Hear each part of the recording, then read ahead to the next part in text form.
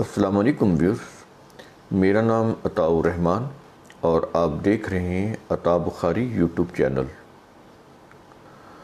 قرآن کریم کی مسلسل ایکسپوزیشن کے سلسلے میں آج ہم سورہ البقرہ کی آیت نمبر 151 اور 152 ان کی انٹرپریٹیشن کریں گے۔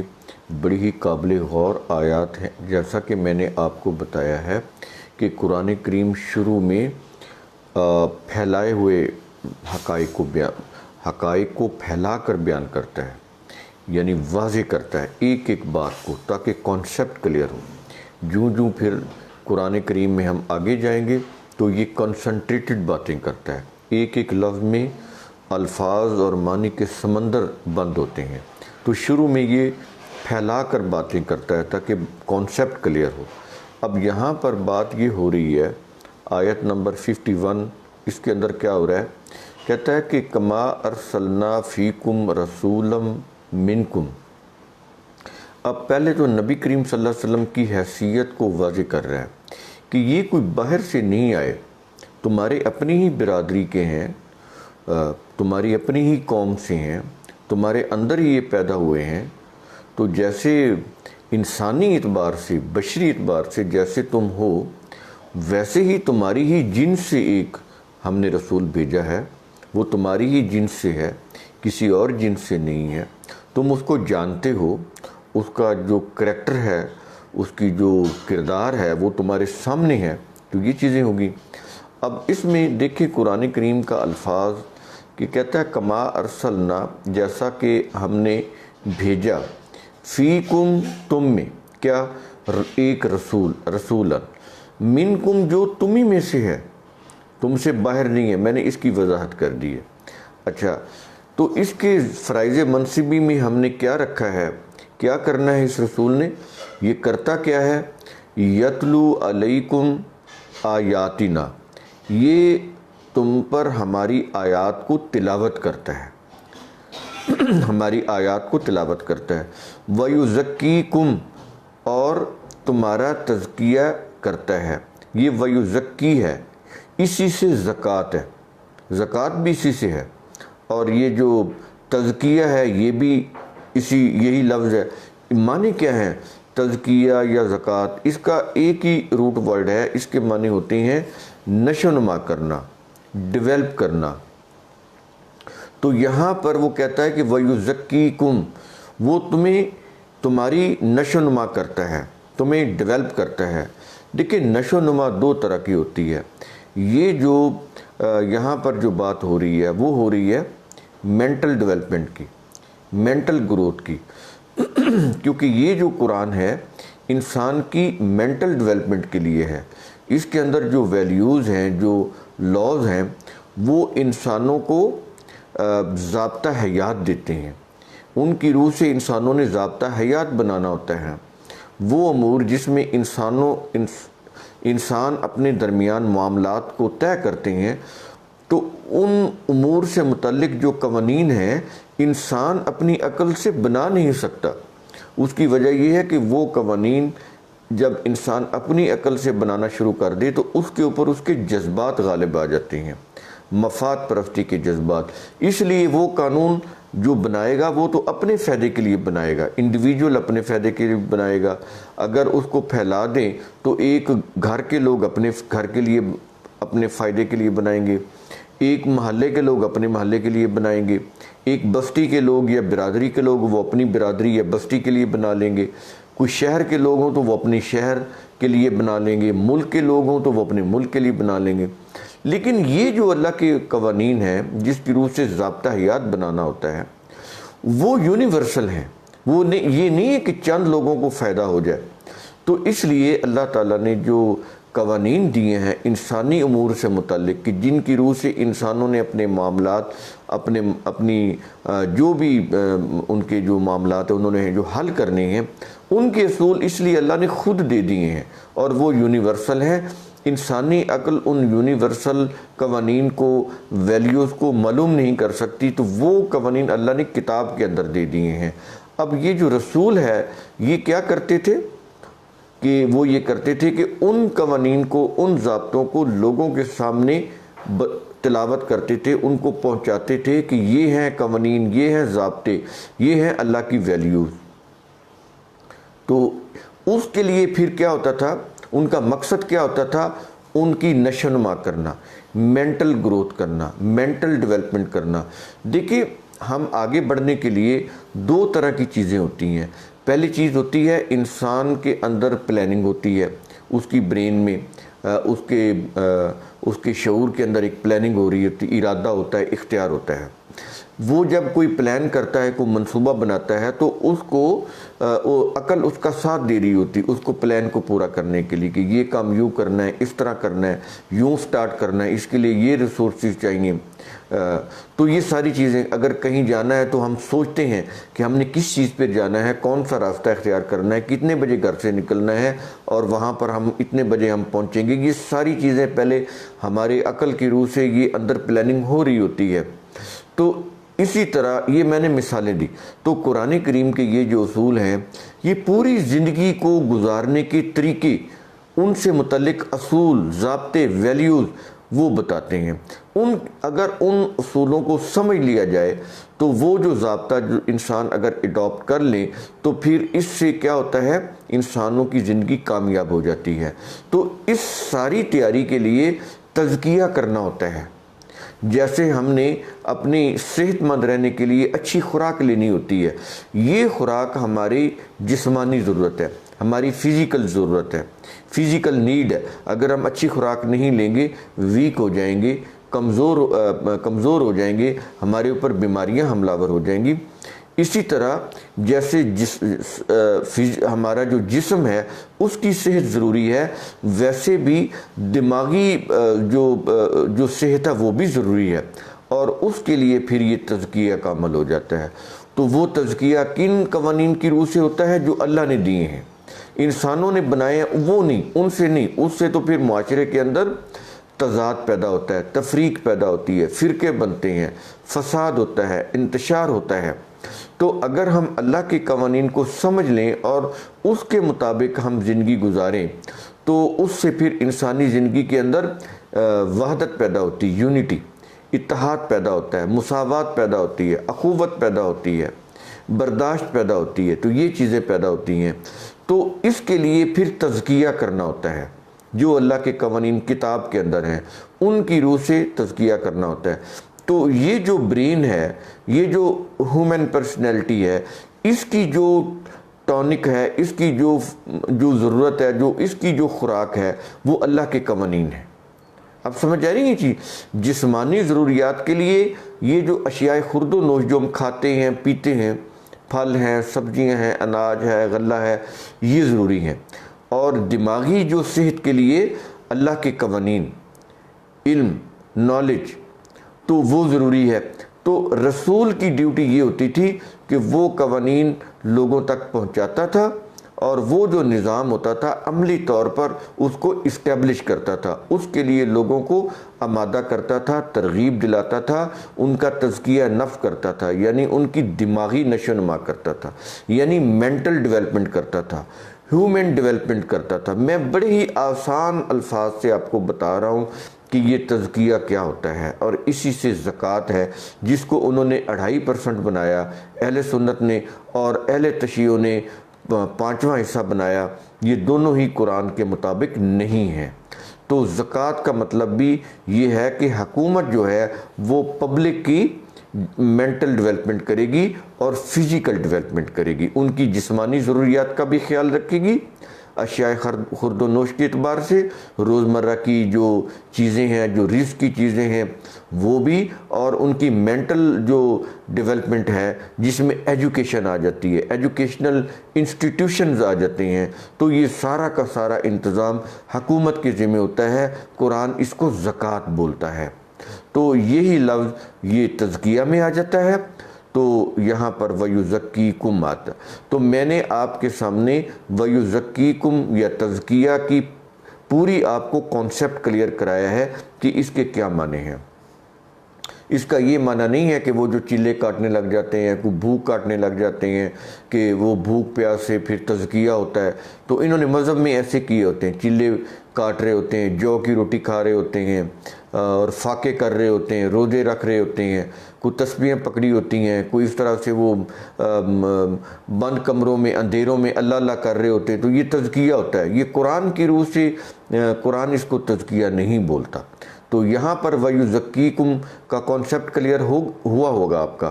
اور آگے ہے وَيُعَلِّمُكُمُ الْكِتَابِ، اور ان کو الکتاب کی تعلیم دیتا ہے، اور اس کے ساتھ والحکمہ، اور ان کو حکمت کی تعلیم دیتا ہے. یہاں پر دو چیزیں آ گئیں تزکیہ کے بعد.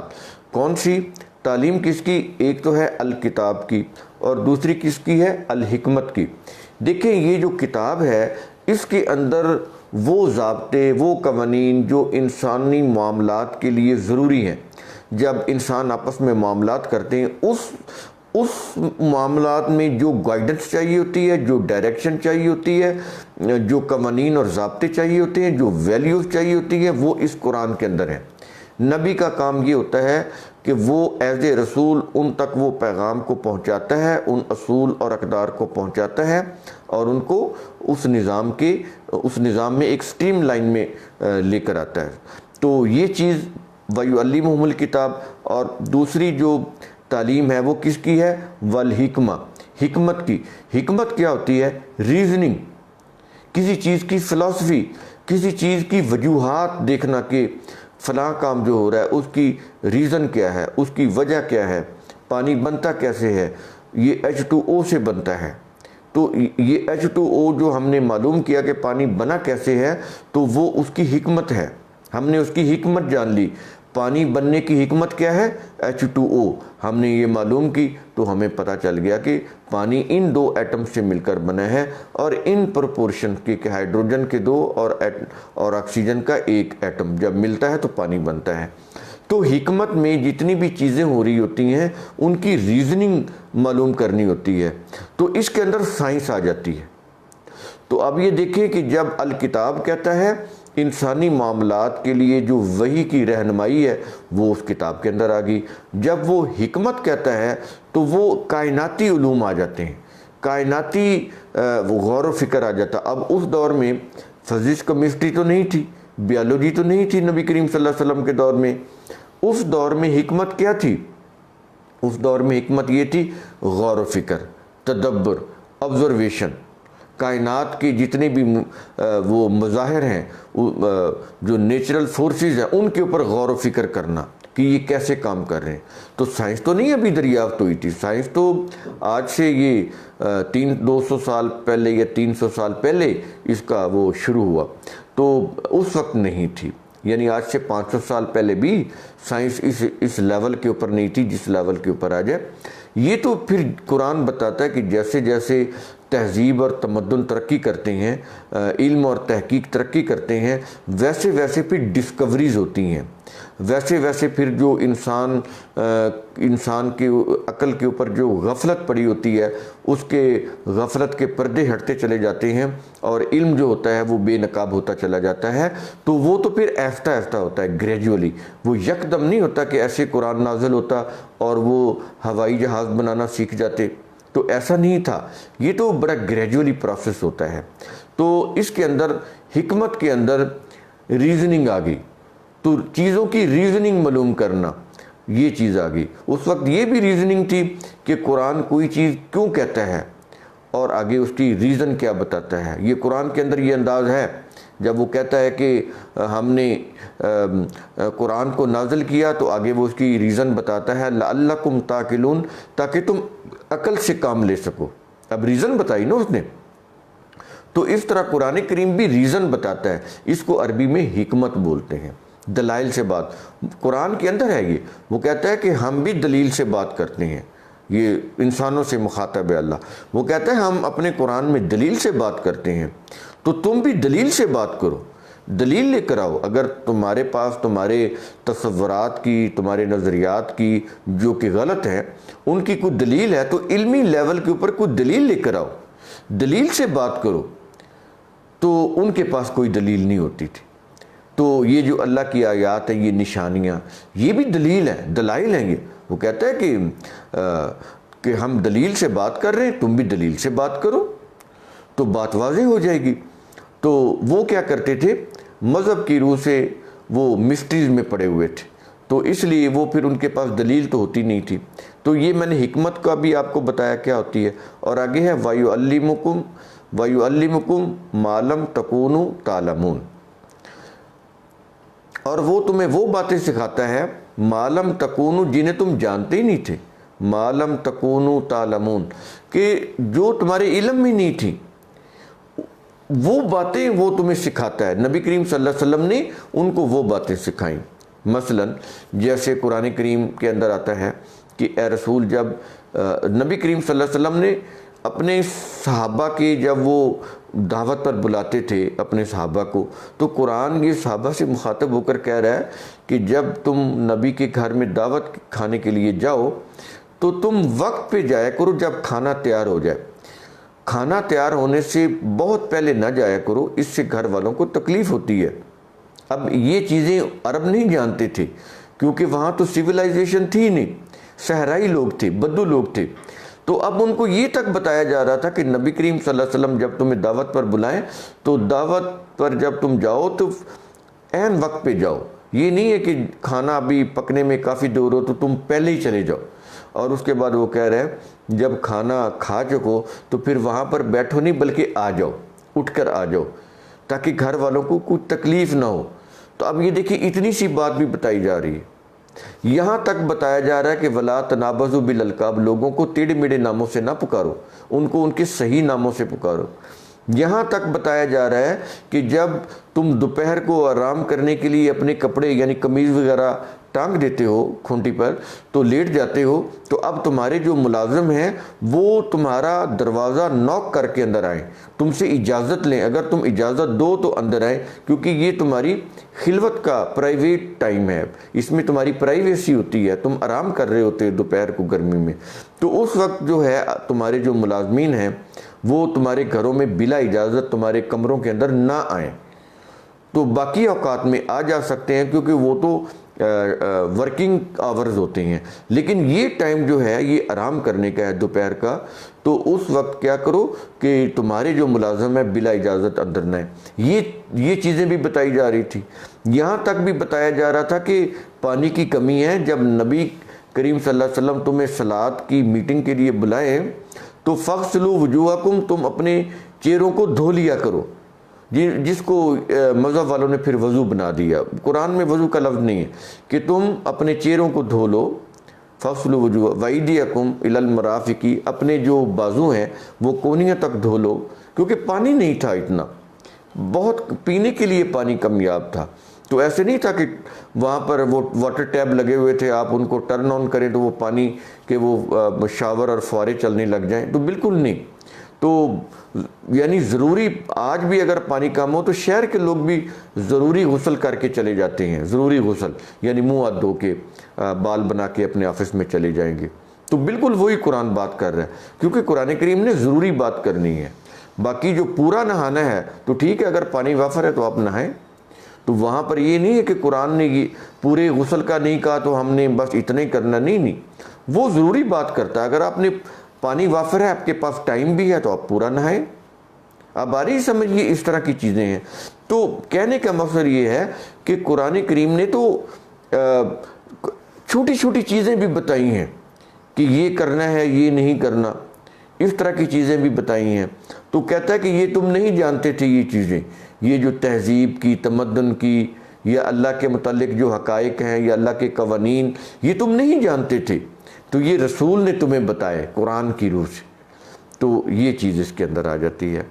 تو آگے کہتا ہے کہ جو آیت نمبر 152 ہے اس کے اندر ہے فَاذْكُرُونِي أَذْكُرُكُمْ۔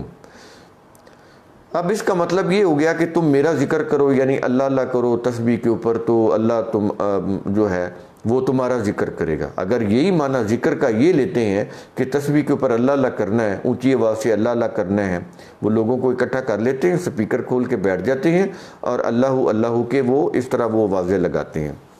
تو یہ بالکل قرآن کے تو بالکل خلاف ہی ہے۔ یہ فَاذْكُرُونِي أَذْكُرُكُمْ، یہ کیا ہے؟ وہ کہتا ہے کہ کوئی بھی معاملہ کرنے لگتے ہو دنیا میں تو اپنے ان معاملات کو جب بھی کرنے لگو تو یہ دیکھو کہ ان معاملات سے متعلق اللہ کے قوانین کیا ہیں، ان کو اپنے پیش نظر رکھو۔ یہ ہے فَاذْكُرُونِی، یعنی میرے قوانین کو کوئی بھی کام کرنا ہو تو میرے قوانین کو اپنے پیش نظر رکھو کہ ان امور یا ان کاموں سے متعلق میرے قوانین کیا ہیں۔